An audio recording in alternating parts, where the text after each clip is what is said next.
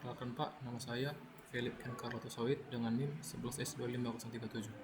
Pada video kali ini, saya akan mempresentasikan uh, hasil praktikum saya pada studi kasus modul praktikum 5, yaitu Monte Carlo Simulation. Baiklah, saya akan memulainya. Permasalahannya yaitu proyek pembangunan gedung VT 5 lantai dengan fasilitas lengkap seperti ruang kelas, laboratorium komputer, laboratorium elektro, laboratorium mobile, laboratorium VR atau AR, laboratorium game, ruang dosen, toilet, dan ruang serbaguna. Berikut beberapa permasalahan utama dari kasus tersebut. Yang pertama, berapa lama total waktu yang dibutuhkan untuk menyelesaikan seluruh proyek pembangunan. Yang kedua, berapa risiko keterlambatan akibat faktor ketidakpastian seperti cuaca buruk, keterlambatan material teknis khusus, perubahan desain laboratorium, dan produktivitas pekerja.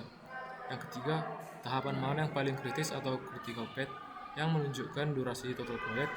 Yang keempat, berapa probabilitas penyelesaian proyek sesuai dengan berbagai skenario. Seperti yang pertama 16 bulan, yang kedua 20 bulan, dan yang ketiga 24 bulan. Yang terakhir, bagaimana pengaruh penambahan resource seperti pekerja khusus, alat berat, dan insinyur terhadap percepatan penyelesaian proyek. Baiklah, di sini saya sudah membuatkan codingannya. Jadi yang pertama itu ada konfigurasi. Jadi bagian ini adalah tahapan konfigurasi awal untuk menyiapkan lingkungan simulasi. Pada code pertama, mengimpor semua library yang dibutuhkan seperti NumPy dan Pandas yang digunakan untuk pengelolaan data, Matplotlib dan Seaborn untuk visualisasi, serta ada SciPy untuk fungsi statistik. Lalu ada warnings, dia ini akan dimatikan agar output tidak terganggu pesan yang tidak penting. Selanjutnya ada tampilan grafik, diatur menggunakan style use agar lebih rapi, dan warna visualisasi dibuat konsisten dengan pilot tertentu. Terakhir ada ditentukan jumlah simulasinya sebanyak 20.000 agar hasil Monte Carlo lebih akurat, dan random seed di set ke 42 supaya hasil simulasi selalu konsisten jika dijalankan ulang. Kemudian yang kedua ada pemodelan sistem. Di bagian ini dia membuat model untuk setiap tahapan project. Jadi di sini dia membuat sebuah kelas yang diberi nama project stage yang digunakan untuk mempresentasikan satu tahap pekerjaan. Misalnya fondasi, struktur, dan lain-lain. Dengan parameter durasi yaitu optimis, paling mungkin, dan pesimis, serta faktor risiko dan dependensi antar tahap. Kemudian ada fungsi dari sample duration. Sample duration ini digunakan untuk mensimulasikan durasi tahap tersebut sebanyak jumlah simulasi. Durasi awal diambil dari distribusi triangular awal agar realistis, ada batas bawah, tengah, dan atas. Jadi setelah itu durasinya itu akan disesuaikan dengan risiko. Jika risikonya tipe diskrit, maka ada kemungkinan kejadian tersebut seperti contohnya cuaca buruk yang menambahkan durasi. Jika risikonya kontinu, maka durasi dipengaruhi faktor produktivitas yang berubah-ubah. Misalnya lebih cepat atau bahkan lebih lambat. Jadi hasil akhirnya adalah durasi tahap yang sudah mempertimbangkan ketidakpastian dan risikonya. Kemudian yang ketiga ada definisi tahapan project. Jadi di bagian ini tuh dia mendefinisikan seluruh tahapan dari proyek pembangunan gedung VT beserta durasi, risiko, dan keterkaitannya. Untuk setiap tahap proyek dibuat dalam bentuk konfigurasi yang berisi 3 estimasi. Seperti yang pertama itu optimis, yang kedua paling mungkin, dan yang ketiga pesimis. Lalu dia akan menambahkan faktor risiko yang bisa memperlambat pekerjaan seperti cuaca, keterlambatan material, kemudian ada perubahan desain lab. Risiko ini adalah yang bersifat kejadian atau diskrit, dan ada yang berupa variasi produktivitas atau dapat disebut kontinu. Kemudian selain itu, setiap tahap juga punya dependensi. Artinya, tahap tersebut hanya bisa dimulai setelah tahap sebelumnya itu selesai dikerjakan. Ini akan membentuk alur proyek dari awal sampai akhir. Jadi dengan definisi ini, sistem sudah punya gambaran lengkap struktur proyek, termasuk urutan kerja, ketidakpastian, dan titik-titik risiko utama yang akan disimulasikan nanti.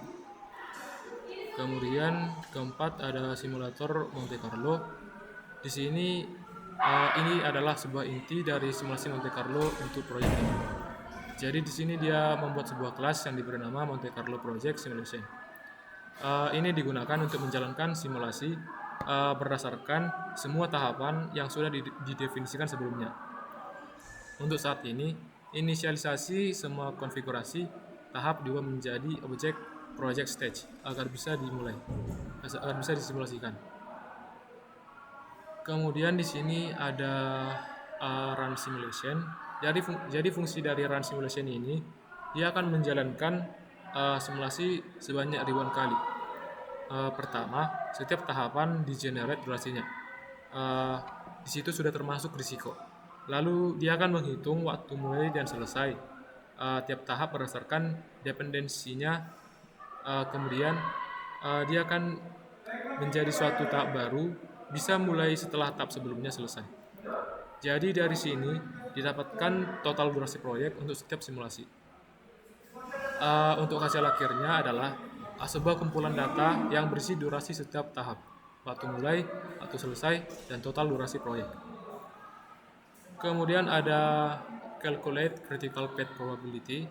Jadi fungsi dari calculate critical path probability ini dia digunakan untuk melihat tahapan mana yang paling kritis, yaitu tahap yang paling sering menentukan durasi total proyek. Ini dihitung dari seberapa sering suatu tahap berada di akhir jalur proyek atau disebut critical path, dan seberapa kuat hubungannya dengan total durasi. Yang terakhir, ini tuh kode untuk menjalankan simulasi dan menyimpan hasilnya ke dalam variabel results untuk dianalisis di tahap berikutnya. Oke, selanjutnya ada visualisasi hasil gedung VT. Bagian ini digunakan untuk memvisualisasikan hasil simulasi agar lebih mudah dipahami. Untuk plot yang pertama, dia menampilkan distribusi total durasinya, sehingga terlihat sebaran kemungkinan waktu penyelesaian dan nilai rata-ratanya. Ini membantu memahami apakah proyek cenderung cepat, normal, atau bahkan sering terlambat. Kemudian untuk plot yang kedua ada probabilitas target waktu. Jadi di plot kedua ini dia menunjukkan kurva dari probabilitas proyek selesai tepat waktu terhadap beberapa deadline.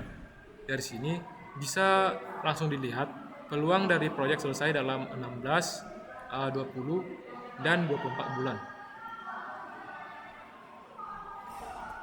Kemudian untuk plot yang ketiga ada critical path analysis. Di plot ini dia itu memperlihatkan tahapan mana yang paling sering menjadi penentu durasi dari sebuah proyek. Semakin tinggi probabilitasnya, semakin kritis tahap tersebut. Kemudian plot selanjutnya yaitu box plot per tahapan. Pada plot ini, dia menampilkan box plot durasi tiap tahapan, sehingga terlihat variasi waktu masing-masing tahap mana yang stabil dan mana yang paling tidak pasti. Oke, di sini kita dapat melihat diagram dari analisis estimasi proyek gedung VT 5 lantai. Di sini ada distribusi durasi total proyek, ada kurva probabilitasnya, ada probabilitas tahapan, dan ada distribusi durasi per tahapan. Oke, selanjutnya ada analisis statistik dan deadline. Di bagian ini, dia menampilkan ringkasan dari hasil simulasi dalam bentuk angka yang mudah untuk dibaca. Jadi pertama itu ditampilkan estimasi rata-rata total durasi proyek dalam hari dan bulan. Lalu ditunjukkan skenario optimis atau uh, P10 dan pesimis atau P90 untuk melihat tentang kemungkinan waktu penyelesaian. Jadi kita dapat melihat ini adalah hasil analisis statistik gedung VT. Di sini ada estimasi rata-rata totalnya yaitu 716 hari atau 23,9 bulan. Untuk skenario optimisnya ada di angka 625 hari, sementara skenario pesimisnya ada di angka 818 hari. Di sini juga ada probabilitas target deadline-nya, ada target 16 bulan, 20 bulan, dan 24 bulan. Oke, selanjutnya analisis sensitivitas dan optimasi research. Untuk bagian ini, dia menganalisis bagaimana penambahan research bisa mempercepat proyek dan beberapa biayanya. Jadi di sini dia membuat sebuah kelas yang diberi nama Contraction Research Analyzer. Ini dibuat untuk mensimulasikan dampak dari penambahan research seperti pekerja, alat berat, teknisi, ataupun insinyur. Setiap research punya biaya per hari dan efek peningkatan produktivitas. Di sini ada analyze skenario. Fungsi dari analyze skenario ini, dia itu akan mencoba satu skenario. Misalnya menambah kren atau teknisi di tahap tertentu. Durasi tahap tersebut akan dipercepat sesuai dengan efek dari research atau dengan batas efektivitas. Lalu dihitung ulang total durasi proyek. Kemudian dihitung ulang total durasi proyek dan dari situ dia akan mendapatkan beberapa hari yang bisa dihemat dan beberapa biaya tambahan yang akan diperlukan.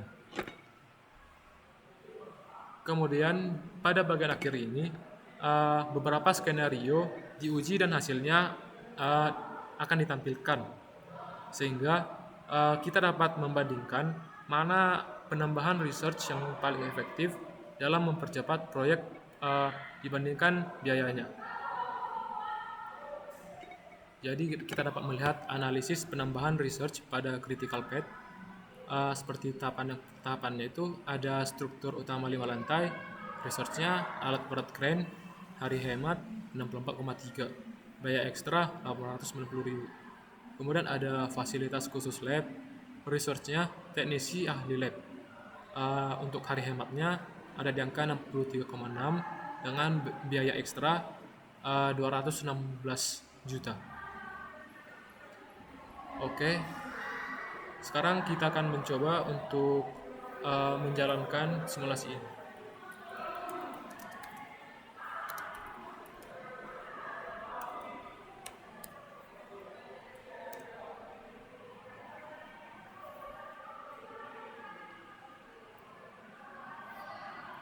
Oke, di sini dapat kita lihat ini simulasi Monte Carlo pada proyek gedung VT 5 lantai. Di sini kita akan menjalankan sebanyak 10.000 simulasi. Baiklah, kita akan menjalankan. Oke, kalkulasi setelah selesai. Di sini dapat kita lihat estimasi total waktu penyelesaian. Jadi seperti pada modul tadi, di sini kita dapat menjawab pertanyaan pertama, yaitu berapa lama total waktu yang dibutuhkan untuk menyelesaikan seluruh proyek pembangunan. Kita dapat menjawabnya yaitu ini. Jadi rata-ratanya itu ada di angka 681 hari. Kemudian untuk nilai tengah atau mediannya ada di angka 678 hari. Dan kemudian untuk paling optimisnya atau 10% ada di angka 612 hari. Dan paling pesimis atau 90% ada di angka 754 hari.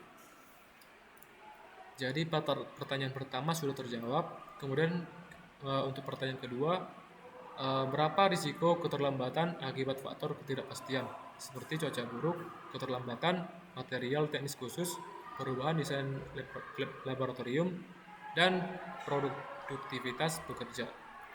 Untuk menjawab pertanyaan kedua, kita dapat melihat di sini. Ini adalah dampak faktor ketidakpastian. Jadi yang pertama seperti cuaca buruk, dia akan menghantam tahap fondasi dan struktur 5 lantai. Dia ini berpotensi menambah durasi hingga 25%. Yang kedua, ada keterlambatan material teknis. Uh, Dampak dari faktor ini, dia akan mempengaruhi fasilitas khusus lab seperti VR atau elektro dengan probabilitas 45%. Dia akan menyebabkan lonjakan waktu hingga mencapai 40%. Kemudian untuk dampak faktor yang ketiga ada perubahan desain laboratorium. Jadi risiko di awal proyek probabilitasnya ada di angka 35% yang menggeser baseline durasi.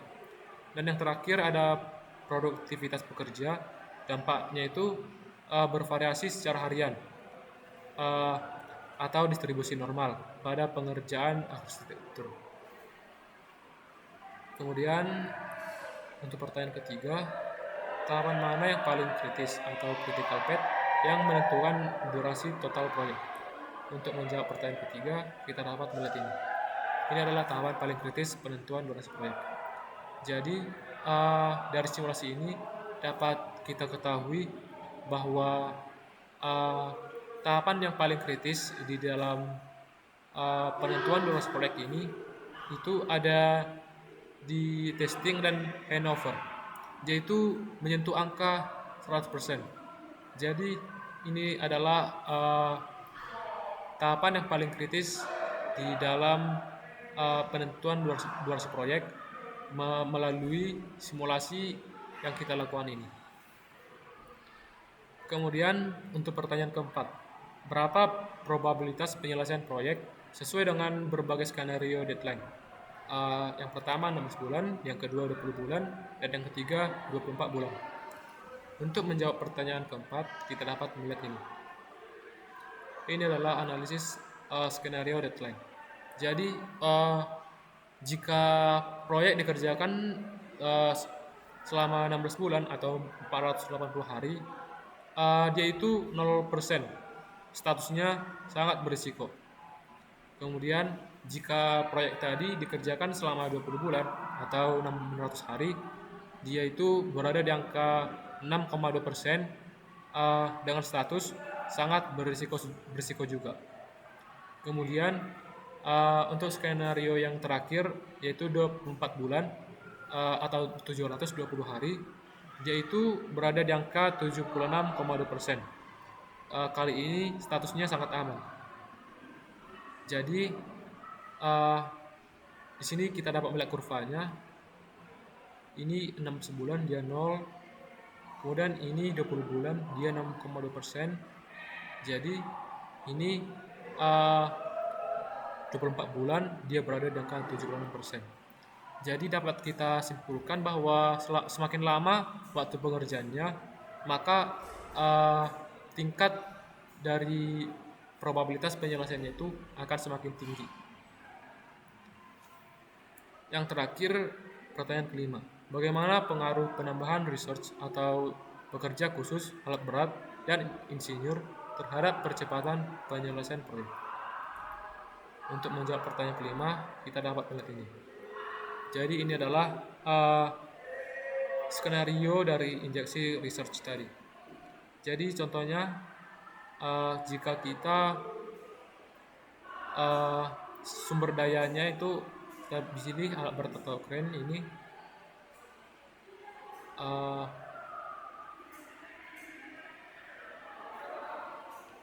jadi hasil percepatannya itu dapat dipercepat hingga 102 hari. Kalau kita pilih teknisi ahli lab, dia dapat dipercepat hingga 118 hari. Kemudian jika kita pilih sumber dayanya insinyur struktur, di sini kita dapat melihat bahwa simulasi tadi dapat dipercepat hingga 85 hari. Kemudian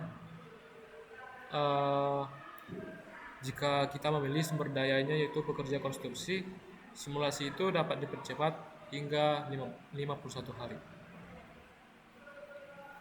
Oke, jadi melalui simulasi ini kita dapat menyimpulkan bahwa simulasi proyek pembangunan gedung VT 5 lantai ini adalah eh, bahwa durasi proyek itu bersifat tidak pasti dan sangat dipengaruhi oleh berbagai faktor risiko seperti cuaca, keterlambatan material, serta kompleksitas dari instalasi laboratorium. Jadi dengan pendekatan Monte Carlo ini, kita dapat memperoleh estimasi durasi yang lebih realistis dalam bentuk rentang, bukan suatu angka pasti. Hasil menunjukkan bahwa terdapat peluang keterlambatan yang cukup signifikan, terutama jika target deadline terlalu agresif. Misalnya tadi 16 bulan. Misalnya tadi itu 16 bulan. Sementara untuk deadline yang lebih longgar seperti 20 bulan atau 24 bulan memiliki probabilitas keberhasilan yang jauh lebih tinggi. Untuk analisis critical path tadi, dia mengungkap bahwa tahapan seperti struktur utama dan fasilitas laboratorium dia menjadi sebuah penentu utama lamanya proyek, sehingga keterlambatan di tahap ini sangat berdampak pada keseluruhan proyek. Dari sisi optimasi, penambahan research terbukti dapat mempercepat durasi proyek. Namun efektivitasnya bergantung pada lokasi penempatan dan jenis dari research yang dipilih. Penambahan pada tahapan kritis memberikan dampak yang paling besar, tetapi tetap perlu untuk mempertimbangkan biaya agar tidak terjadi pemborosan. Secara keseluruhan, strategi terbaik adalah menetapkan jadwal dengan buffer yang cukup. Jadi, kita harus fokus pada pengelolaan risiko di tahapan kritis, serta melakukan optimasi research secara selektif untuk mencapai keseimbangan antara waktu penyelesaian dan biaya proyek. Jadi, cukup sekian hasil presentasi saya. Jika ada kesalahan kata, mohon dimaafkan. Terima kasih.